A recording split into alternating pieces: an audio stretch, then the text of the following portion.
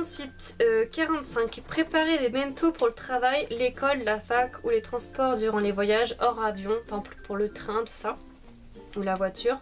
Et les goûters plus les boissons. Donc, par exemple, au Japon, c'est quelque chose qu'on fait beaucoup, c'est, ou aux États-Unis, c'est préparer soi-même son bento, donc sa box de lunch en fait, sa box pour le midi, ou pour le goûter, ou pour le soir, ou durant les transports en train, tout ça. Et ça revient moins cher que d'acheter par exemple une salade le midi quelque part, ou de manger au restaurant, ou d'acheter un taboulé tout fait, ou d'acheter une salade toute faite, ou d'acheter un sandwich, un panini ou un kebab, je ne sais pas quoi. Ça sera beaucoup plus sain en plus que vous savez qu'est-ce que vous mettez dedans. Et puis c'est moins cher. Et vous pouvez prendre ce que vous voulez dans un petit sac à part, dans votre sac à dos, ça prend pas de place. Donc moi ça je l'ai fait depuis le lycée, je faisais ça déjà avant au lycée pour pas manger à la cantine parce qu'à la cantine ça coûtait très cher et je m'apercevais que je mangeais pas bien, donc pas à ma faim et pas correctement, donc du coup je faisais ça. Voilà, et pour les voyages, en avion on peut pas parce qu'ils vont vous jeter la nourriture en général, c'est rare qu'ils vous laissent passer avec la nourriture mais ça peut arriver. Et les boissons, mais par exemple quand vous faites un trajet en train ou en voiture, par exemple moi quand je suis allée en Espagne, il y a 2 ans, j'avais préparé des sandwichs à l'avance et je mangeais dans le train. Donc du coup j'ai économisé de l'argent. Bien sûr parfois il m'arrive d'acheter des choses quand j'ai oublié, un paquet de gâteaux, de l'eau, mais en général j'essaie de faire moi-même. Voilà. 46 DIY, donc j'ai mis ça pour do it yourself. C'est-à-dire que essayez d'être imaginatif et de faire par vous-même. Par exemple parfois moi je fais des rangements moi-même.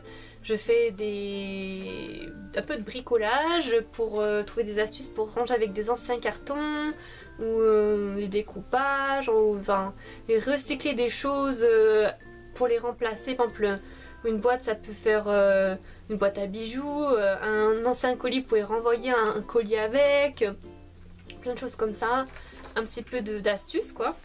Être un petit peu débrouillard. Et 47, je prends soin de mes affaires. Donc ça c'est un truc tout bête, mais prendre soin de ses affaires et être soigneux, ça économise de l'argent au final, parce que si vous faites attention, vos affaires ne s'useront pas trop vite et vous pourrez les garder très très longtemps.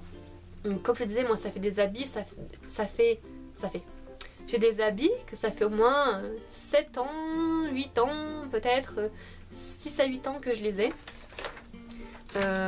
Des fournitures, des livres, du maquillage, des pinceaux, plein de choses. Je suis très soigneuse, donc ça fait que je garde mes affaires, je sais même pas, tellement ça fait de temps que je les ai, parce que tellement j'en prends soin que elles restent intactes. Voilà. Même un jour j'ai vendu un ancien PC à moi, mon premier PC que j'avais c'était un Samsung, c'était un 17 pouces, donc les très gros PC, mais ils étaient, vous savez, fins. C'était quand même les PC modernes, nouvelle génération, et je l'avais vendu et le racheteur m'a dit mais on dirait qu'il est neuf quoi, parce que tellement il n'y avait aucun pet, il était nickel, tout propre, toutes les touches avec l'inscription, voilà. Donc ça fera des économies, vous vous rendez pas compte, mais moi quand je vois les gens qui font pas attention à leurs affaires, qui déglinguent leurs affaires, après ils se plaignent de racheter, mais c'est comme quand j'étais en cours avant, je voyais des gens, ils jouaient avec leurs gommes ou alors leurs règles et tout, ils les cassaient. Et après ils venaient se plaindre parce qu'il n'y en avait plus. Ah oui mais voilà. 48, j'ai le même portable depuis 3-4 ans. Donc pourquoi je l'ai mis dans cette feuille là? Parce que je connais des gens qui changent de portable tous les ans. Donc après si ça leur fait plaisir tant mieux. Hein. S'ils ont l'argent pour tant mieux. Mais c'est vrai que même si j'avais l'argent, je crois pas que je changerais de téléphone tous les ans. Je trouve ça un peu inutile. Et puis avoir un forfait à chaque fois à renouveler, ça coûte cher. Et puis il faut le payer le téléphone. Donc c'est cher hein, quand même. 49, je vis en studio bis. Donc studio bis, c'est un studio avec un petit renfoncement. Donc c'est un faux studio.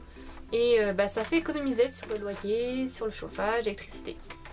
Voilà, plus on vit dans quelque chose de petit forcément et plus on économise.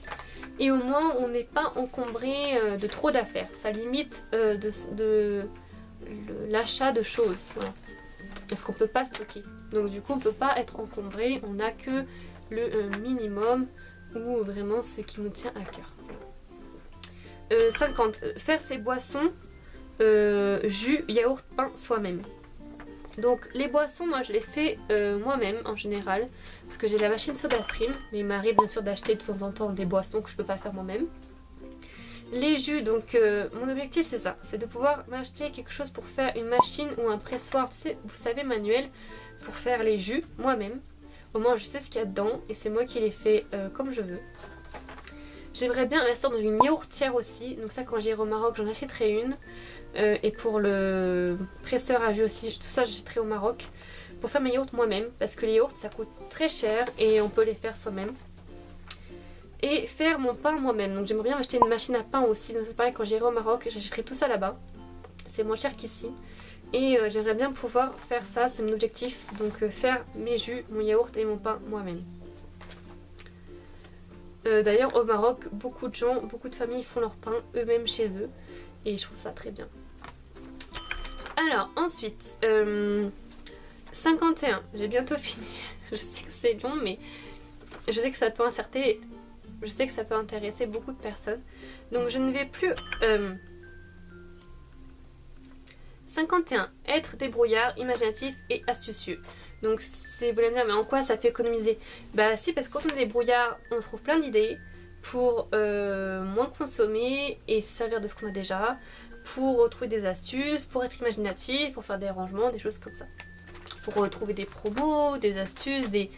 Enfin, tout est lié, pour faire des économies, il faut être débrouillard. Voilà. 52, je ne vais plus au pressing. Donc le pressing, c'est quelque chose qui coûte cher et qui a un service parfois décevant, parce qu'avant moi par exemple les manteaux d'hiver je lavais 2 fois par an, donc avant de les mettre, donc non, avant de les ranger, donc comment je faisais, parce que je me souviens même plus, quand c'est l'hiver se termine et que les beaux jours arrivent, donc quand le printemps arrive, que je sais qu'il n'y aura plus du tout de froid, je les mettais au pressing et après je les rangeais, donc ils étaient propres pour l'hiver suivant. Et donc je devais aller au pressing peut-être une fois pour ça, et pour la couverture je devais aller peut-être de temps en temps pour la couverture, donc ça me coûtait cher et puis je voyais que c'était pas tellement propre. Maintenant ce que j'ai fait, c'est que je me suis aperçue que comme c'était décevant le service et que je m'apercevais que je pouvais le faire moi-même en fait, de nettoyer moi-même mes manteaux, même ceux en... parce que j'ai pas de vrai cuir, j'ai pas de daim ou de choses très spécifiques. Quand on a des choses spécifiques comme ça, c'est vrai qu'il faut aller en pressing, mais parfois c'est décevant. On voit que le prix n'est pas justifié, donc maintenant je fais moi-même. Donc j'ai une machine à laver qui fait je crois 5 ou 7 kilos, je sais plus. Je mettrai là. Et donc je lave mes manteaux moi-même. J'enlève les peluches, tout ça, tout ce qui, vous savez, tout ce qui peut faire un effet un petit peu délavé, on va dire ça comme ça. Je les fais sécher, je les remets en forme, et depuis que je fais ça, mes manteaux, bah, ils sont bien propres et au moins ça ne me coûte vraiment pas cher par rapport à avant. Et quand j'ai une tache, pareil, je me débrouille avec ce que j'ai pour enlever la tache. Donc j'ai des bons produits pour enlever les taches, Vanish, voilà, c'est bien. Et aussi les couettes, donc les couvertures, tout ça, les oreillers, les plaids, tout ça, bah, je les lave directement dans ma machine à laver et je les fais sécher au bord de ma fenêtre. Et c'est vrai que bah, c'est même mieux lavé, voilà. Et ça me coûte beaucoup moins cher. Et ma machine est pile assez grande pour faire rentrer mes couvertures et mes oreillers. Donc je le fais en plusieurs fois, mais c'est possible. Voilà. Même tout ce qui est housse de BZ, tout ça, c'est possible. Même les sacs à main en tissu, je les lave. Enfin,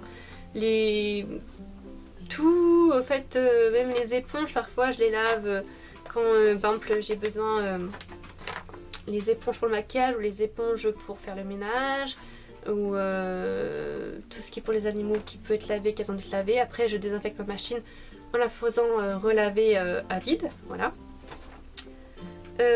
Ensuite, donc 53, c'est la dernière astuce. Désolée, ça a été très long, mais je sais que c'est important. Certains seront très intéressés.